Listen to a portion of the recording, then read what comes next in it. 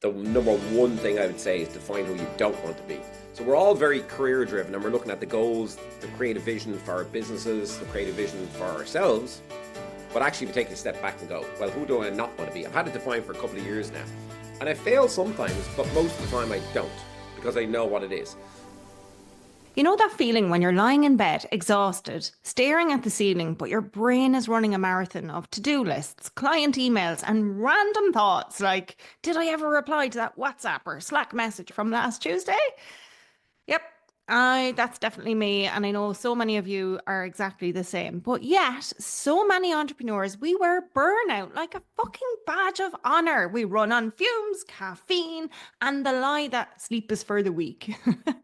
But what if I told you that hacking your brain and your sleep could be the secret weapon to scaling your business, making better decisions, and actually enjoying your success instead of just surviving it?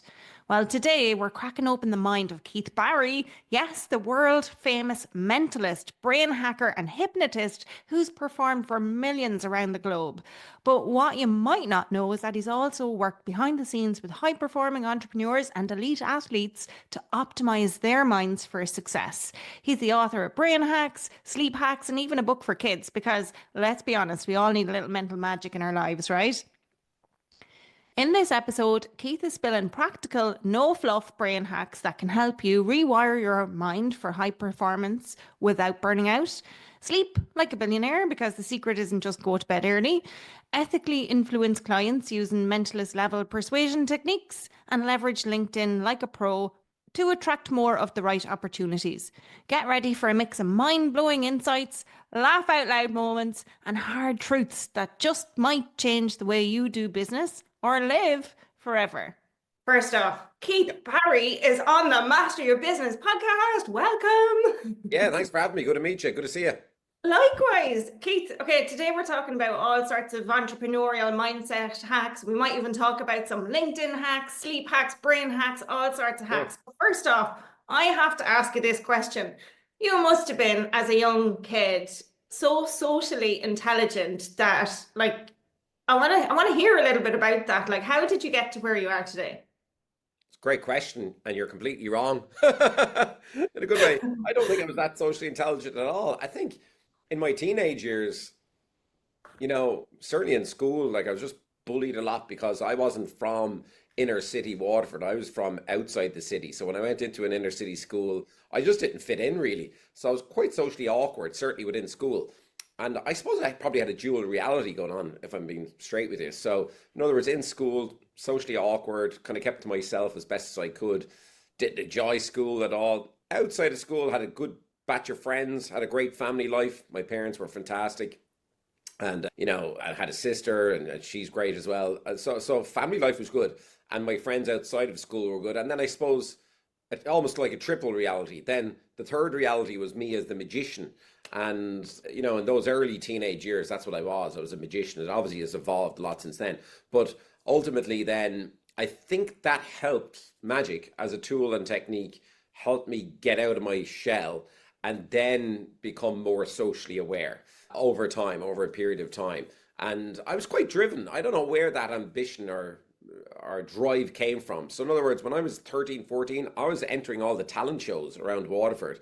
And my parents would drive me to those talent shows and I was going into them and doing my magic and so on and so on. And then like I was quite entrepreneurial as well. When I was 14, I borrowed one of my dad's suit jackets and went around the restaurants in Waterford asking them could I do magic in the restaurants. And luckily one of them said yes. And that was the name of that was the Wine Vault. I ended up there every Friday night for about 3.5 years doing close-up magic from table to table. So I learned my craft and my trade in that restaurant and then also got a lot of work out of it. So that's kind of the umbrella of what I was like as a teenager.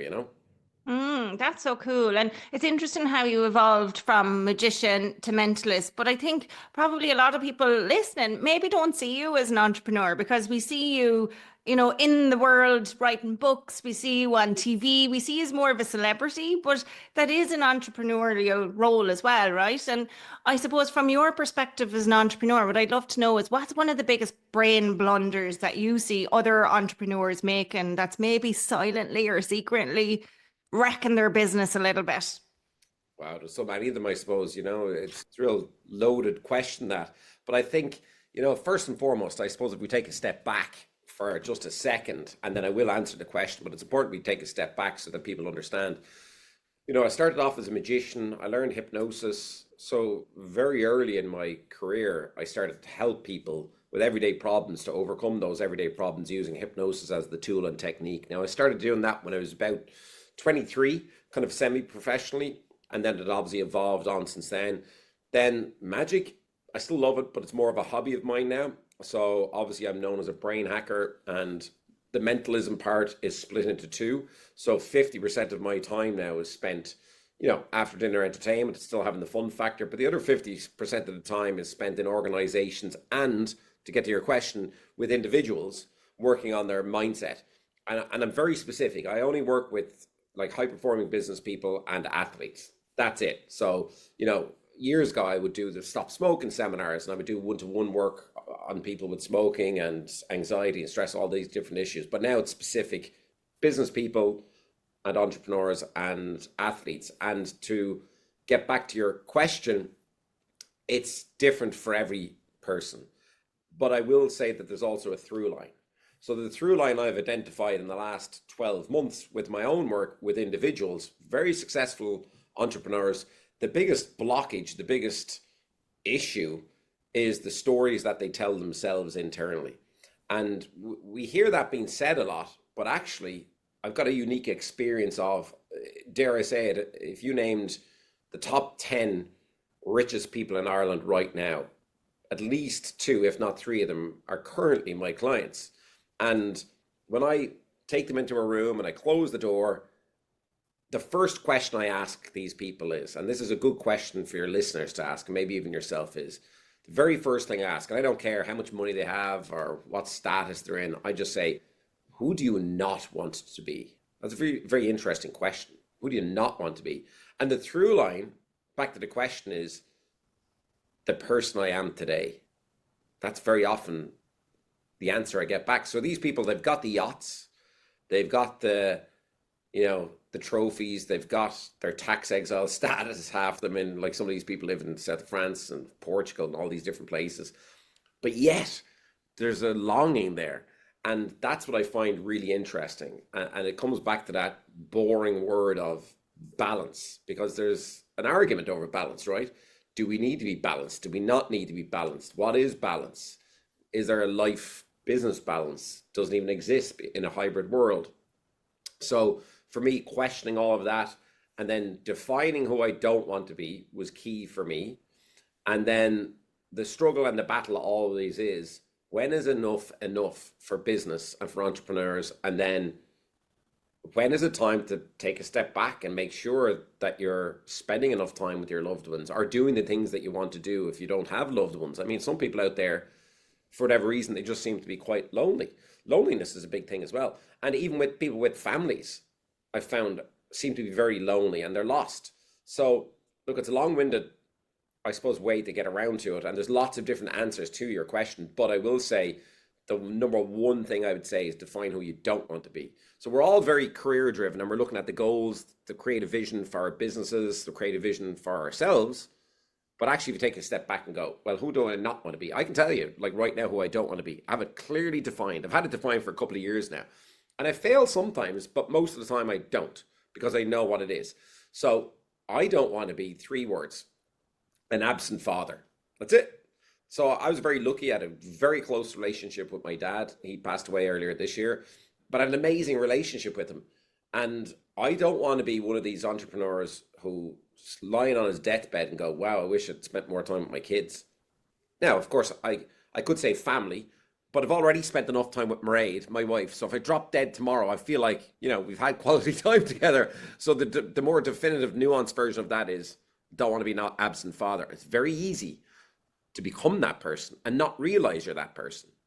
So I know I'm rambling a bit, but it's important because very often I fail at that. So last year was a really busy year for me. I was on flights almost every week.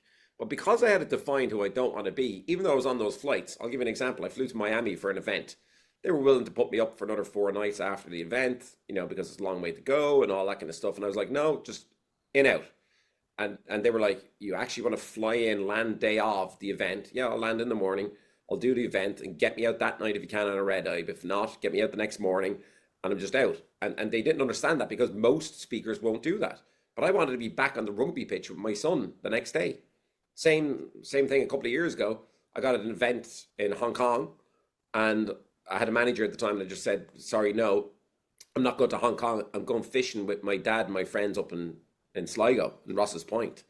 And he said, no, you're going to Hong Kong. We had this bit of an argument. But ultimately, I said, okay, if you can get me to Hong Kong and back again in time to go fishing on Friday in Sligo, I'll go to Hong Kong. That's what I did, right?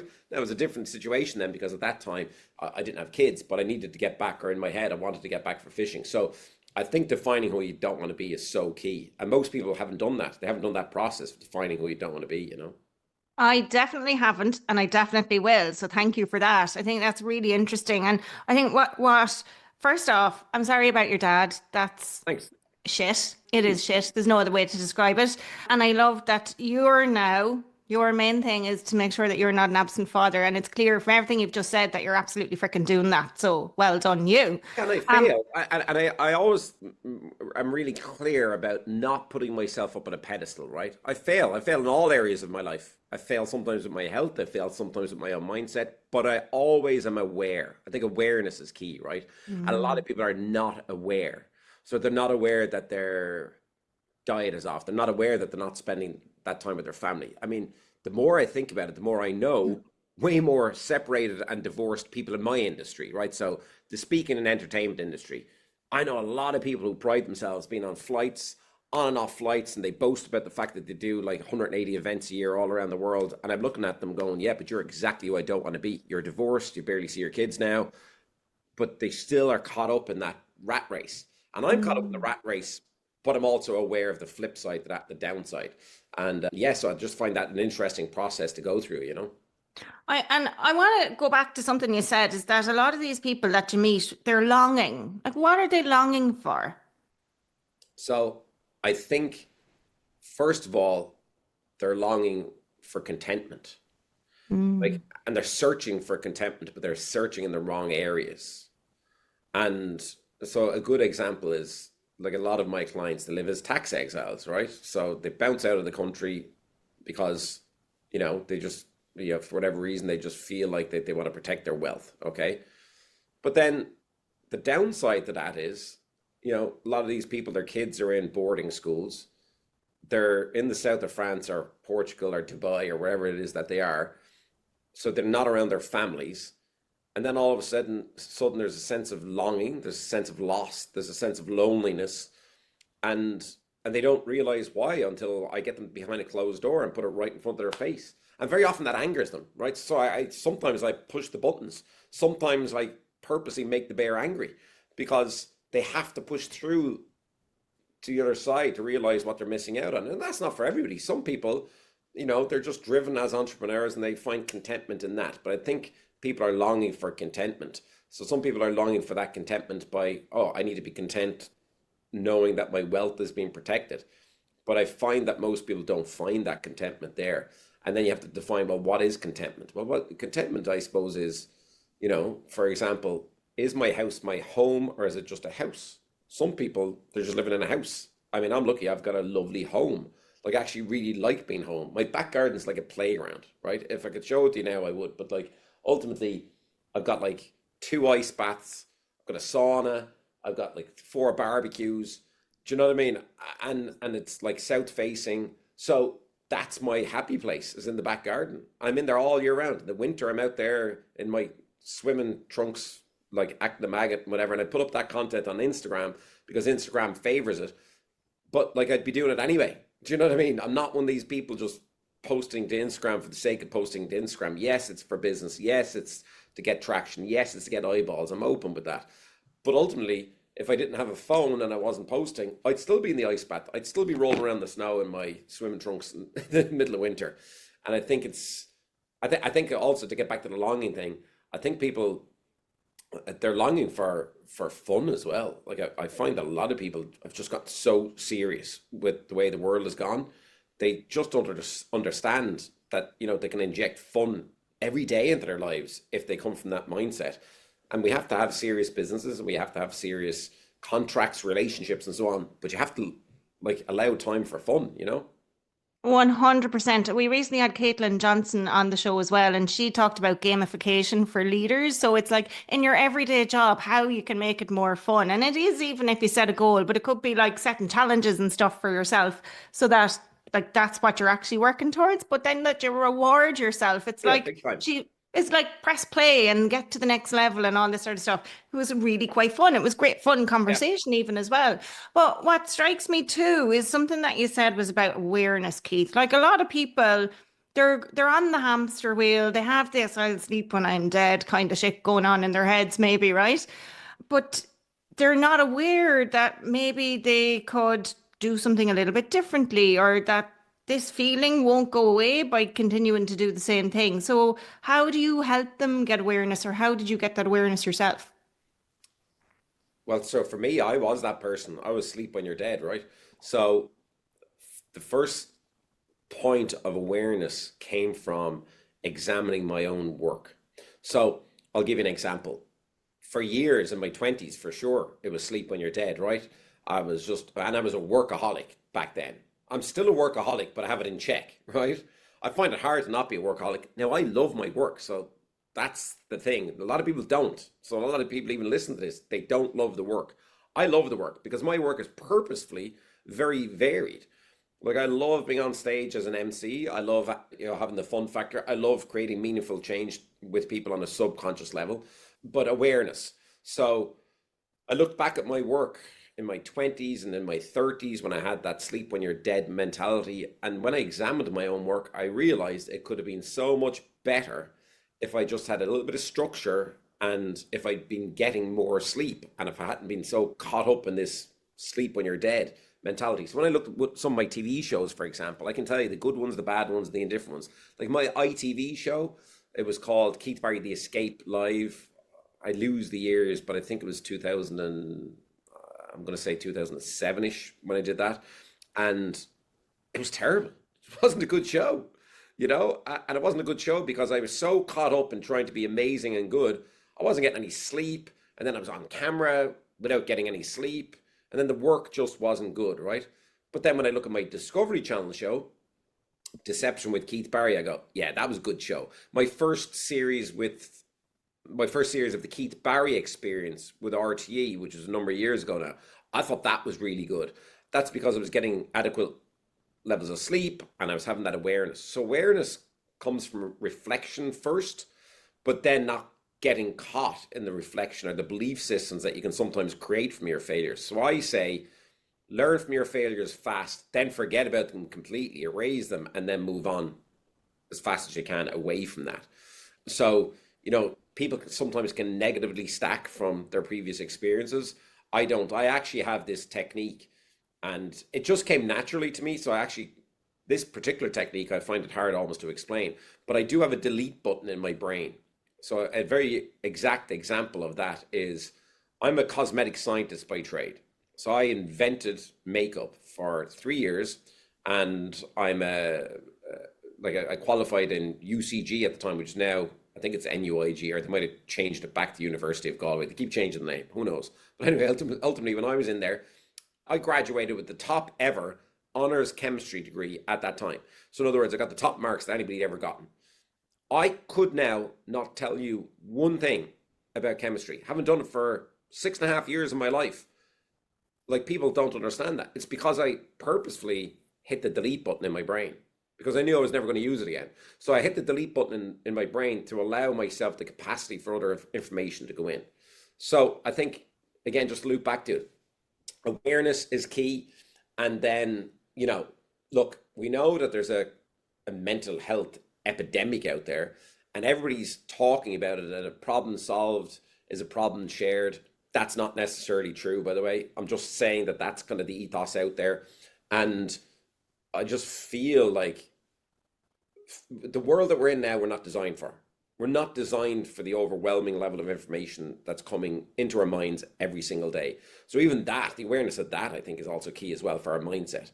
So again, when I get people who are, outwardly, they look amazing, right? So everybody who comes to me, they got the Whoop device on. So it looks like they're getting loads of sleep, right?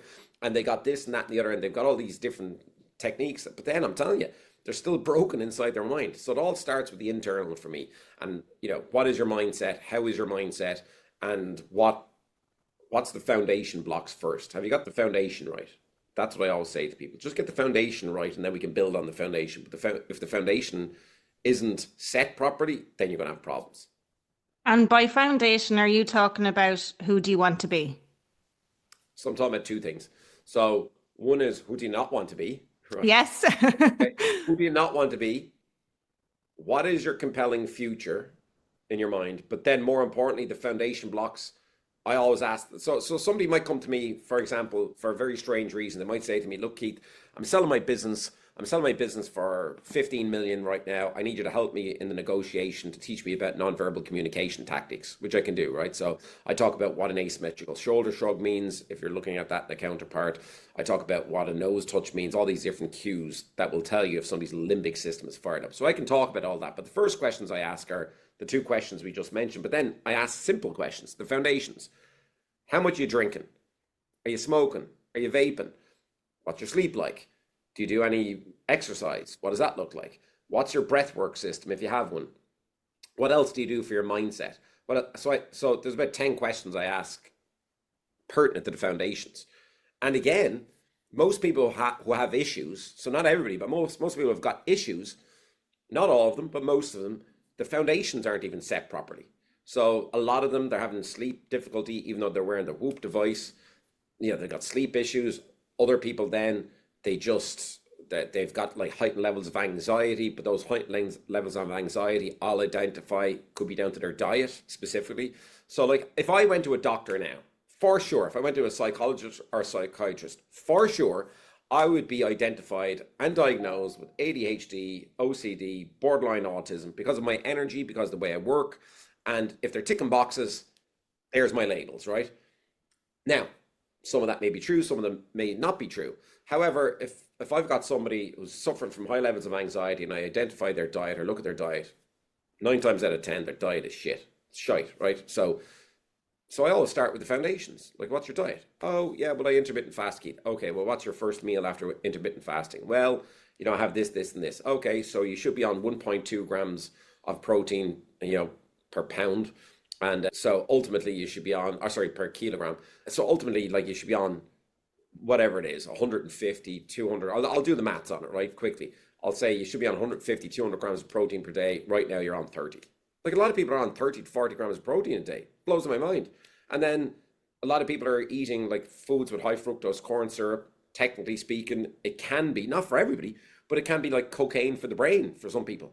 And just by removing high fructose corn syrup, their whole mood can change, their whole anxiety. So getting those foundations set in is key before then we start stacking on the building blocks.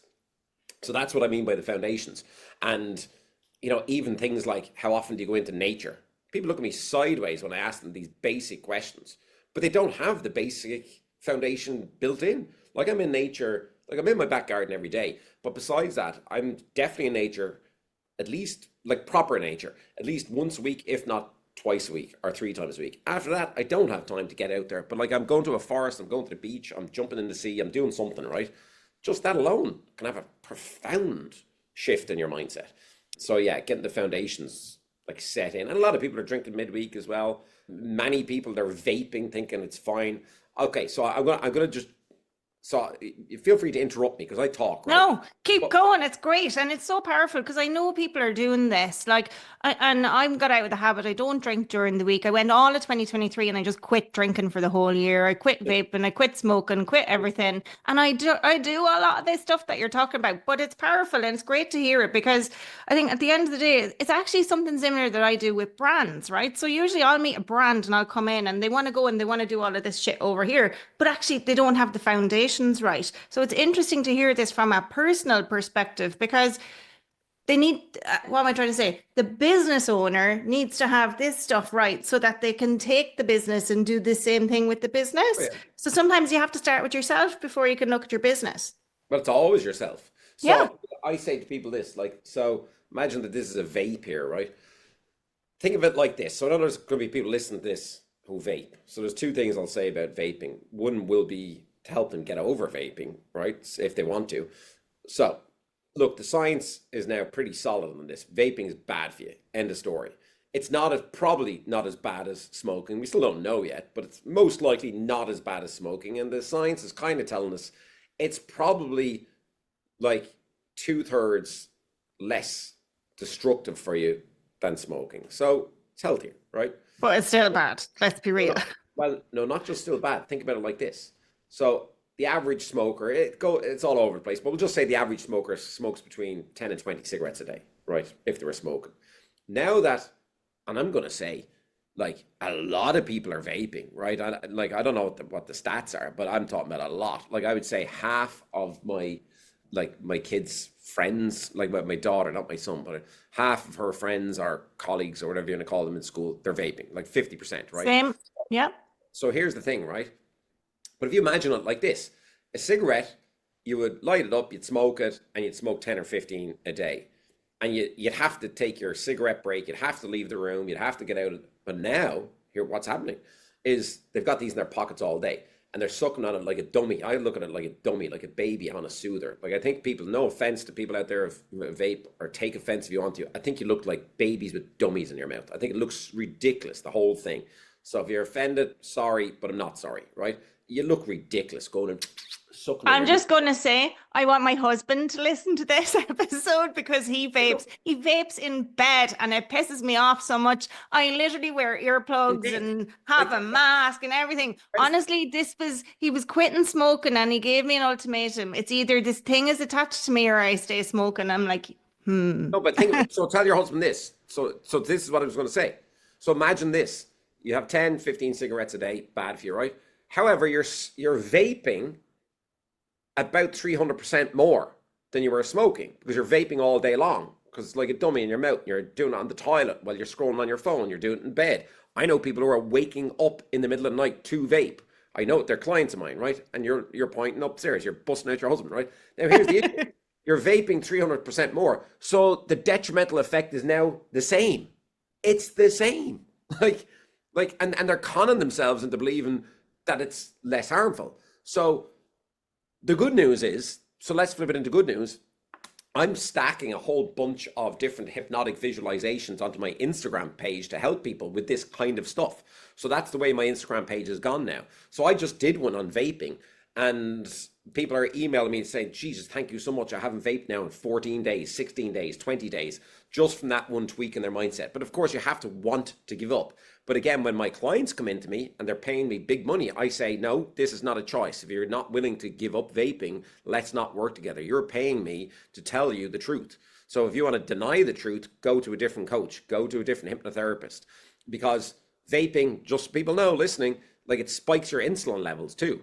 So people think, oh, it's just popcorn lung, or maybe I'm just ruining my esophagus. No, it's spiking your insulin levels as well. So very often when you're holding on to that weight, it's because you're becoming insulin resistant. Not necessarily because of your diet, but because of vaping. So ultimately, anyway, yeah, like just getting all of those different things tweaked in. So like I appreciate the fact that you said like you gave up all that stuff, and that's amazing. But we won't do this now. But I bet though, if I had you in a room, I'd be like drilling down and I'd be like, okay, let's find out, well, what is bothersome? What is like inside your head? What is inside your body that you're not happy with? So for me right now, I always use myself as an example because I hate coaches and I hate speakers who don't speak from an authentic standpoint. In other words, they put themselves up on a pedestal. They make it look like their lives are amazing, right? Whereas behind the door, sometimes these people can be very angry people and so on. So I tell the truth. So look, for me right now, I'm not happy with my weight. Now, I know I don't look heavy, right? But I'm about a good stone overweight, and I have been for years. Now, some of it I think is probably age driven, but actually that would just be an excuse, right? Because I'm just saying, oh yeah, well, I'm 48 and kind of dad bod and it's fine. Well, it's not fine. And I'm not doing it for anybody else. I'm not doing it for Instagram. I'm doing it for me. So for me right now, like what time is it as we're recording this? We're recording this, it's 11:32. So I haven't eaten since like 6:30 yesterday. So I'm probably now beyond, yeah, so I'm beyond my 16 hours that I would normally do, right? Sorry, there's my Ring doorbell. I should have put that on silent. Ultimately, so I'm gone beyond my 16-hour fasting. And I know that ultimately within 3 to 4 weeks with my diet on point, I'll have lost a stone. right? So that's what I'm not happy with at the moment. So you'll always find areas that need improvement, and it's different for every person, you know? Yeah, and it's so true. I think it comes back as well to the stories that they tell themselves internally. So it's like that, like you said as well, for weight. I'm working out every day at the moment too. I'm doing all of the things, but it is, and same as you. It's not because I want to look good on LinkedIn or Instagram. It's for me. It's because I want to be strong because I ride horses. I want to Yeah, make sure that my body feels strong when I'm on my horse, and I want to make sure if I fall off, I don't bounce anymore when that happens. I want to yeah, make sure I yeah, don't break. yeah. So it's about me being strong so I can do the things I love without worrying about breaking. So yeah, powerful. Kate, I want to ask you this, right? So we talked a little bit about sleep, Mm. sleep when you're dead and that kind of thing. And we talked about business owners with all the things going on in their heads and looking for all of this stuff that they're trying to do. They're juggling a million and one things. They probably have a million things on their to-do list. Can you share maybe a quick brain hack that helps them switch into that high performance mode like really quickly? Yeah. So are we talking about it in a public setting or at home or when you say high performance mode, right? Let's say they're at their desk and they're like, okay, I need to get shit done, but what are my needle movers? What do I need to be focusing on right now? So focusing on the right things and getting the right shit done. So it's high performance. Yeah, so we'll imagine for a moment that you've done the obvious. The obvious being, so we won't go over the obvious because I'm just going to assume that your listeners they know the obvious. The obvious is you got your list, you got your to-do list, you're ready to eat that frog, as Brian Tracy would say, da da da da da da da, right? But then it's like, how do you click in to that high performance mode? Whether it's, I mean, I guess it really doesn't matter, right? I'll give you a couple of tactics. But my point is, it doesn't matter if you're doing this on a stage, in a public scenario, or at your laptop.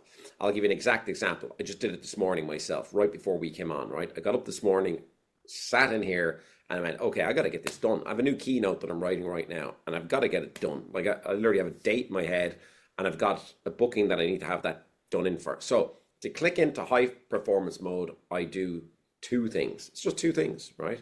But again, people don't do these two things. One of them requires absolute. Well, I do three things. I'll do three things because I consider myself in high performance mode the majority of the time. All right. The number one thing that I do is I eliminate as much news, not all, but as much news as humanly possible. So I would recommend that every single person listening to this goes on a news detox today, like not waiting until tomorrow, today, right? Forget about me Hall and Martin over with Donald Trump, or maybe when this goes out, it'll be a couple of weeks since that happened. But ultimately, forget about the wars, the pandemics, because what's happening, I'll explain it like this: is whatever you see can never be unseen. Whatever you hear can never be unheard subconsciously. So now, 6 months from now, depending on the information that you've absorbed now, your behaviors will change, your mindset will change, and you'll wonder.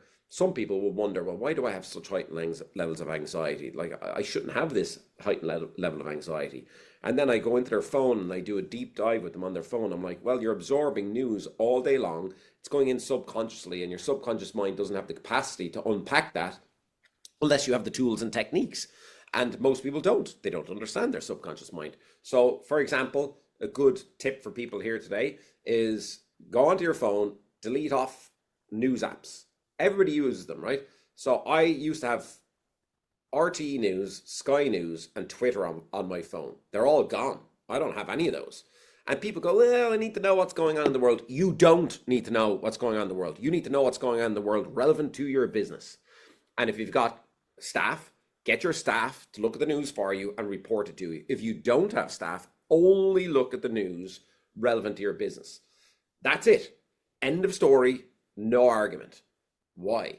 Because you can only control the controllables. The controllables are inside your mind. I've noticed on Instagram that there's a lot of people who've made it their mission, their absolute mission, to save, either the people of Ukraine or to save, the people of Palestine, or to be on the side of Israel, or whatever it is, right?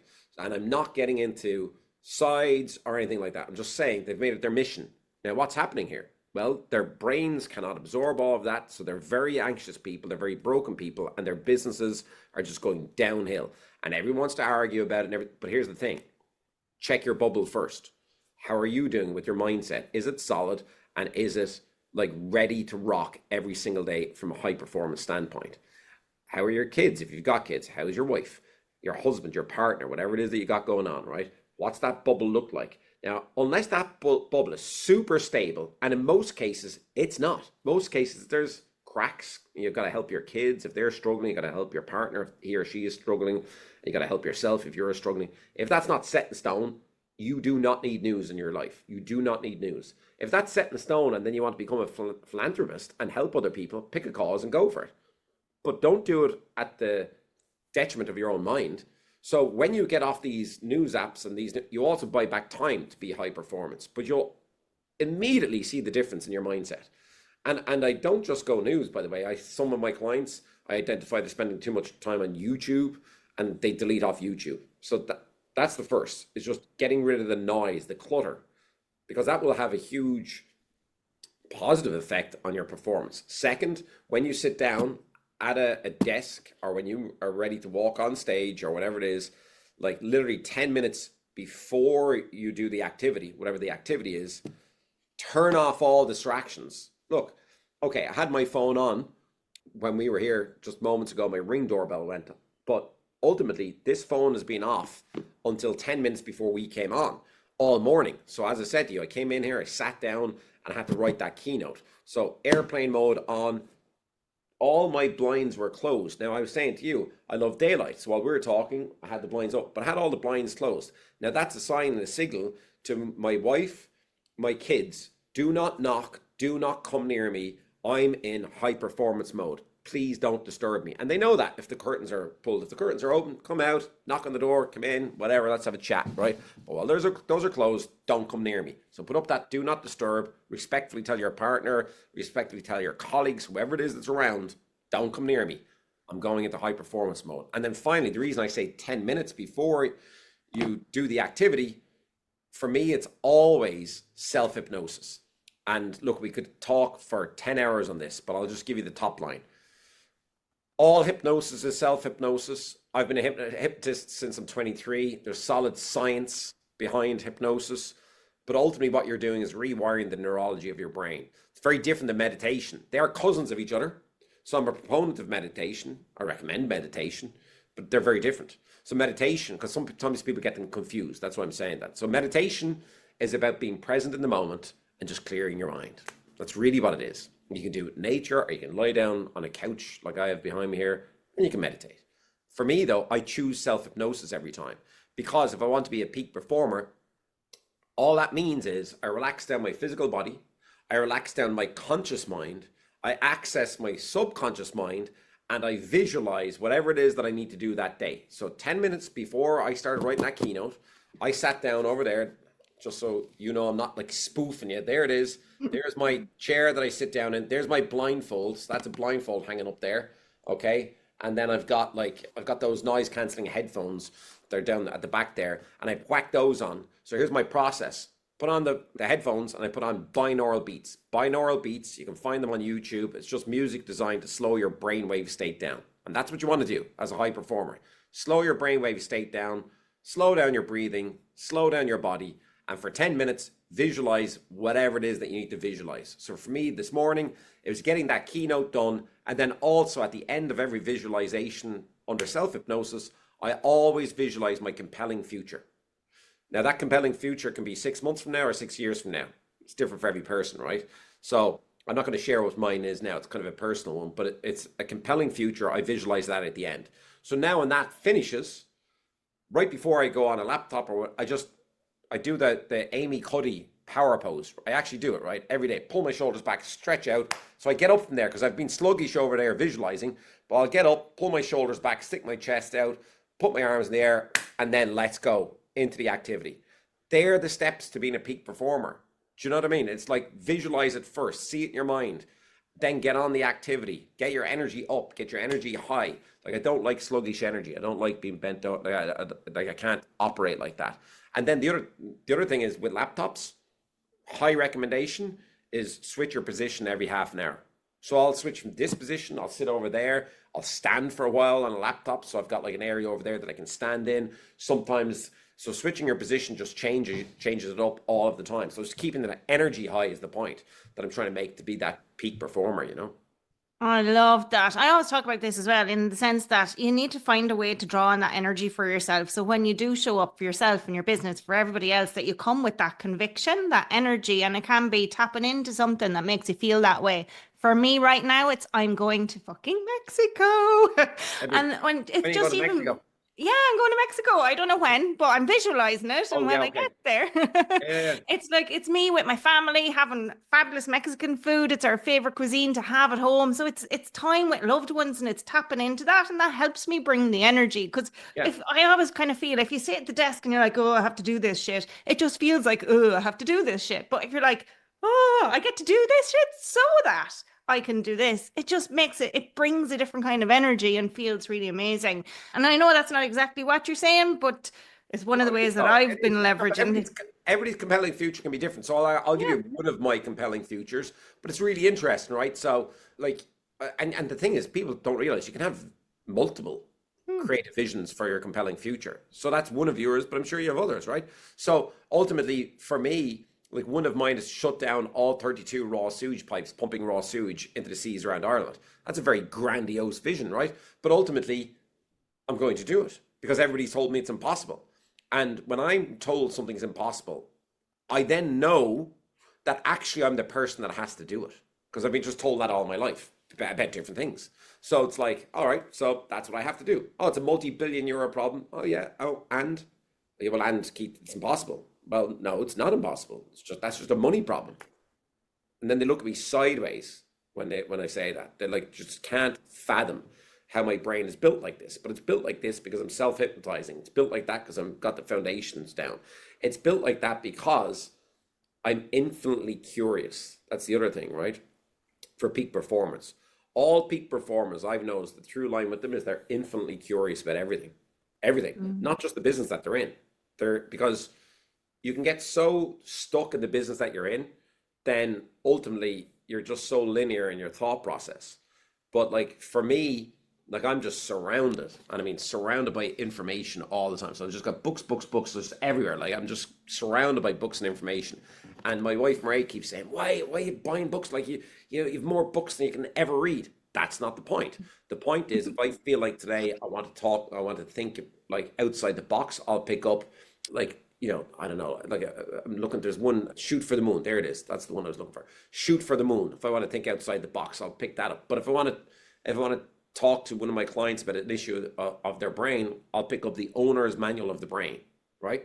So I'm just surrounded by information all the time because I'm infinitely curious. I'm infinitely curious about the gut brain biome. I'm infinitely curious about longevity. I'm infinitely curious about gardening and how I can grow my own shit in the back garden that I can eat. I'm infinitely curious about, the fear mongering that's out there about carnivore diet versus veganism versus vegetarianism versus, and I'm like, well, whatever happened just that we just decided, to eat just whole foods and just understand like the basics of what's good first and just relax about it all again. The stress of this, the stress of everybody wonder what they should eat is going to kill them. Like, stress of That's wondering. actually so true and actually kind of funny as well. But I'm infinitely curious about LinkedIn and I'm infinitely curious about how to get inside of people's heads and make their brands impossible to ignore. And I was really quite surprised to see you on LinkedIn, actually. I was like, oh, here's Keith Barry on LinkedIn. That's kind of weird, but cool. And now I totally get why. But I'm wondering like you're a master getting inside people's heads. How can people do that on LinkedIn? And I know you mentioned before we started recording, you've got some hacks. So I'm curious as to what your hacks are. Tell us, Well, please. the first thing is, let's just imagine for a moment, we don't know who's listening. I mean, you know your audience, right? But we don't truly know every single person who's listening to this conversation that we're having right now, right? So the first thing that I would say to people is, if you're not on LinkedIn, get on LinkedIn, right? Some people might not even be on LinkedIn. The second thing is start posting. I think something crazy like, as opposed to Instagram or TikTok or other platforms, on LinkedIn specifically. Now, I can't remember the exact stats, so people out there, please don't shoot me. I don't know everything about everything, right? But I do remember it was something crazy like 99% of people on LinkedIn, they don't post. Like the content's only created by like 1% of the people on there. It's something like that. It may not be Okay. 1%, it might be 10%, but I think it's one, right? You're right. Yep. Start posting content of value to your audience. Sounds basic, but like I know so many people who are on there who don't post. Like just start posting content that's of value to your audience and that's authentic. That's the other thing. So authenticity is going to be hard to come by these days because of ChatGPT and you've got the other one linked to Grok, which is linked to X by Elon Musk. That's another one. And ultimately, the authentic voice is what will win now, I think, because people can smell if something's ChatGPT. People have a sense for that, and the other thing is stand out. So for me, the reason I went on LinkedIn is I thought, like I'm not great at social media. Like I don't feel like I am, right? I just it's not really my lane. I use it as a tool because I I'm have. going to stop you right there, Keith, and say, is that a story that you're telling yourself? It's not because I'm still not at 100,000 followers on Instagram. So the stats, Ah, but does a lot of people who have 100,000 followers yeah. are not making any money? So the number of followers is irrelevant. So I want you, after today's podcast, to I like it. rethink, is that a story you're telling yourself? Yeah, well, I suppose more to the point, I certainly on most platforms, I don't enjoy it. There you go. That's Mm. that's the truth. Like if I wasn't in the industry, trust me when I say, I definitely would not be on any social media. Like it doesn't interest me, right? Like truly it doesn't. But here's my hacks for LinkedIn though, is like first of all, the reason I chose LinkedIn is because I knew the majority of people, certainly in Ireland in my genre, without naming any names, I knew they're not on there. And I stick out like a sore thumb. People are like, is that the real Keith Barry? That can't be the real Keith Barry. Why would he be on LinkedIn? Well, first of all, I'm a businessman. That's what people don't realize. Like a lot of my contemporaries in Ireland, they're registered with an agent and I have these conversations with them all the time. It can be a speaker, it can be a coach, it can be anybody. They're registered with an agent and they're always complaining to me as to why they don't get enough work. Like they're always whinging to me. I don't get like, and I'm like, well, fire your agent, move on. Like, you know what I mean? Life's too short. Oh, I can't do that because I wouldn't know what to do. So they're not entrepreneurial in their mindset. I am. So I go on LinkedIn. I took during the pandemic, particularly, I took a load of courses in LinkedIn. So I took out LinkedIn ads so I could speak to that. I don't think LinkedIn ads are of value. And I've done a lot of examination of that, and kind of the experts would the through line would agree with that. So the first thing is to have your profile set properly with a good profile pic. You look at the pictures of some people on LinkedIn. First of all, like some CEOs, they just decide I'd rather not be seen, so I don't have a photograph on my what. Like, are you crazy? Just have a good professional photograph on your LinkedIn page. And then also people don't realize here's my real hacks, right? So I'm giving you some juicy stuff here now because most people don't know this stuff. Look, you may know. I'm not going to open up LinkedIn just in case my phone starts pinging, but I'll give you an example. So first of all, I do a lot of outreach so I've LinkedIn Premium, which allows me to message a certain amount of people per week that I'm not even connected to. So I do a lot of outreach, but I never ask for anything. I just try and provide value and then say, if you're curious, let's jump on a call. Now, if that person, so that's done, I just write that in, right? If that person responds and to prove that it's really me, but yeah, I'm a public figure, but it could easily be you or anybody else. Doesn't matter who it is. But to ensure that that person knows that I really am thinking about them and that I really want to have a conversation with them, most people don't know this. On your phone and only on your phone, not on the laptop, you can leave a voice note on LinkedIn. Most people don't know that. You just go to message, you hit the microphone down below, go, hey Deirdre, it's Keith here. Thank you so much for taking the time to respond. If you got 10 minutes next Tuesday or maybe even Wednesday, let's jump on a quick Zoom call. I can explain more about my keynotes or my one-to-one work. Have a great weekend. Enjoy Paddy's weekend. People really respond to that because they know it's not AI. Down the line, it may end up being AI, but we know for a couple of years it's not going to be AI, right? But they love that personal response. And it's about growing those relationships on LinkedIn. So that's a really top hack I have for people because I would say, 9 people out of 10 don't know they can leave a voice note from your phone. Like I've asked like all my clients and they're all on LinkedIn. Did you know this? No. Are you using it? No. Use it. So start to use that. And then the other thing is, I would say go to an expert to start with and learn from the expert. So I had an expert from the UK for about 6 months, and they worked my LinkedIn page. Now, they weren't like in there pretending to be me, but they worked on the back end of what I needed to do, the content that I needed to put up. And then the simple thing is hook. So it's the same as everything, right? What's your 3 second hook? What's your value content that you're dropping out there? And then what's your call to action? I mean, that's it, right? But you really need to pay attention to those three things. And for me now, I do know I have a lot of voyeurs. So people do look at my content and don't necessarily comment. And I'm actually okay with that because it saves me time having to get back to them. And a lot of people DM me on LinkedIn. And then the other hack I have for people, this is an important hack. When you post in LinkedIn, you have to spend the next 30 minutes staying in LinkedIn. I call it the golden time, right? So you're just staying in LinkedIn, you're commenting on other people's stuff, whatever.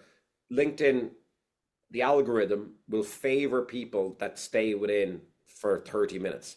TikTok is completely different. I know I can go to TikTok, throw something up there. I'll wait until I see just one comment on it. So you have to stay within it for a second. One comment, and then I'm out. I'm gone, right? I'm on to other stuff. LinkedIn, it's got to be 30 minutes. Call it your golden time. Stay within the platform. The platform only rewards you by staying within the platform. So you got to stay in.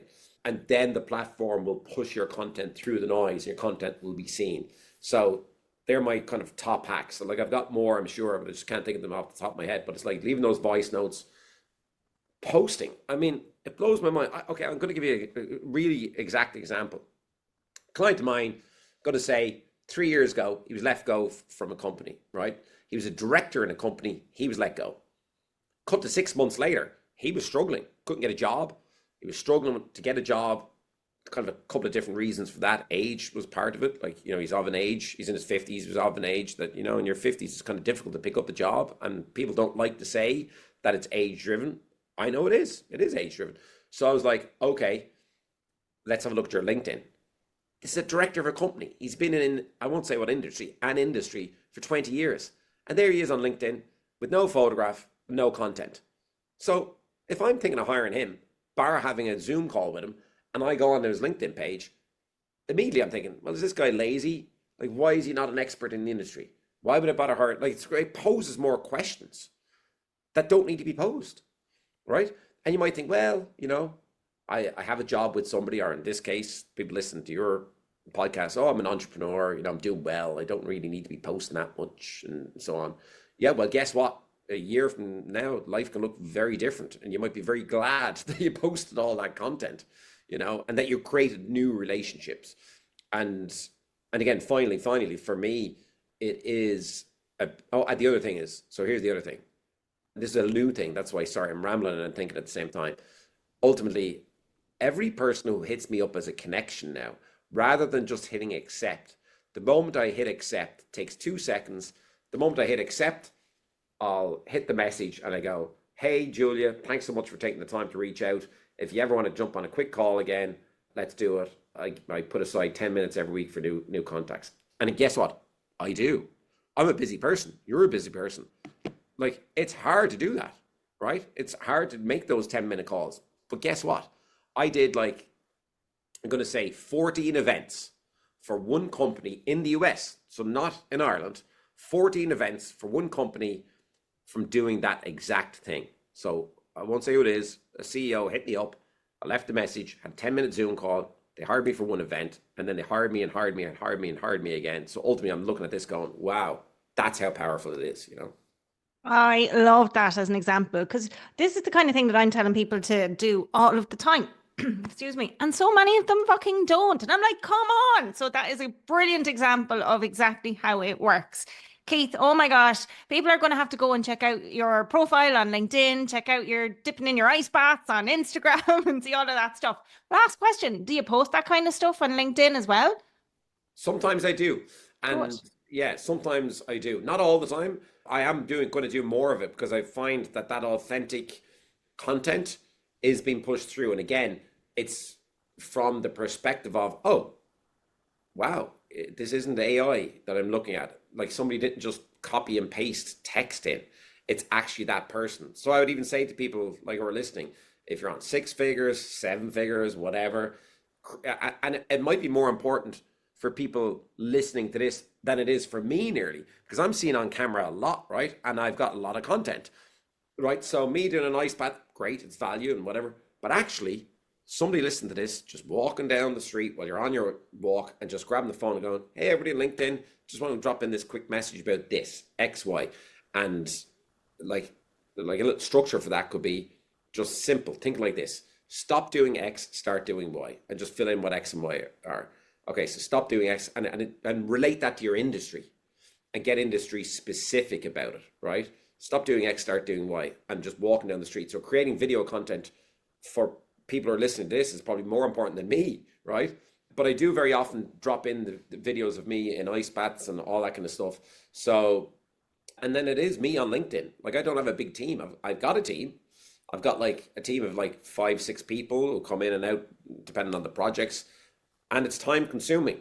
But again, that's part of my business. So I got to put that time aside, that golden time aside. So yeah, look, I'm on LinkedIn. It really is me. So if people want to hit me up there, more than happy to continue the conversation. They'll all get voice messages back from me. If there's 100 of you, I cannot meet 100 of you in 10-minute Zoom calls. So I'll meet as many of you as I can. And yeah, so, and then on Instagram as well. Look, I put a lot of fun content up on Instagram, but also the more meaningful content is up there as well. So that's kind of a mixed bag there, you know. Brilliant. Keith, oh my gosh, there's been so much in this conversation. I'm going to wrap it all up now, but any final words from you before we go? I just think, you know, in the life that we're living right now, in the world that we're living right now, digital distraction is the biggest problem. And, you know, we got to look after our minds first and then the minds of our kids if you've got kids. And I know a lot of people listening to this will have kids. And yeah, so like just getting off the phones, doing the basics, and then programming your mind for positivity rather than negativity, right? So we can choose to be positive versus negative. That doesn't mean you won't have bad days or down days. I do. I can be cranky, right? I'm being open, but I have way more positive days than negative days. I have way more productive days than non-productive days. So that means if my industry slows down because I'm being super productive and high performance, I know I'll beat that slowdown. If I'm having really hard times for whatever reason, I know I'll beat that because I'm programming my mind for positivity. So understanding that you can get out of any situation with just your mind is key. Because, you know, I have a whole keynote in this called the unbreakable mind. And the concept there is building those foundations of resilience subconsciously so that nothing can break you. And just having the understanding of that, maybe sitting after this conversation that we've had, if some people are struggling, just sitting with yourself for a moment to go, wow, actually, yeah, if I choose to be unbreakable and if I understand that I can hack my subconscious mind and if I understand that I can set the foundations, then truly anything is possible. So there's my final words, if you want to call them that. Anything is possible. It sure is. Thank you, Keith Barry. Amazing. Thank you. Wow, that was a powerhouse conversation with the legendary Keith Barry. If your brain isn't buzzing with new ways to level up your business and your life, you might need to hit replay. Let's break down some of the biggest takeaways. Who you don't want to be is just as important as who you do. I'm definitely going to be working on that one. So define that now so you don't wake up one day wondering where your time and your life went. Another takeaway for me was your brain is your business's greatest asset. Protect it. And that might mean better sleep, eliminating distractions, delete those freaking news apps, and using brain hacks to shift into high performance. And a third one was LinkedIn is an untapped gold mine. You heard it from Keith. I'm always talking about this stuff too, folks, on my lives every Friday on LinkedIn. Start posting, use voice notes and DMs and engage for 30 minutes at least. I would say, Keith said 30, I would say at least 30 after posting to maximize reach and really get that algorithm working in your favor. So your next step, your mission, should you choose to accept it to master your business, is to pick one brain hack from today's episode and actually implement it. Whether it's removing distractions, setting a clear work boundary, or sending a personalized LinkedIn voice note, send one to me or Keith. Just take action. Want more of Keith's insights? Well, connect with him on LinkedIn and Instagram. He's always sharing more brain hacks, like you said, mindset shifts, and yes, even those ice bath adventures that he's brave enough to go on. The links are in the show notes. And if you got value from this or any other episode and you haven't yet, please share it with a fellow entrepreneur who'd love to hear it, because the best way for us to grow the show is by you sharing it with others who'll benefit. And of course, please do me a solid and remember to rate, review, and follow the Master Your Business podcast wherever you're listening today. Your support helps me bring in more amazing guests like Keith. Until next time, think bigger, act smarter, and master your business.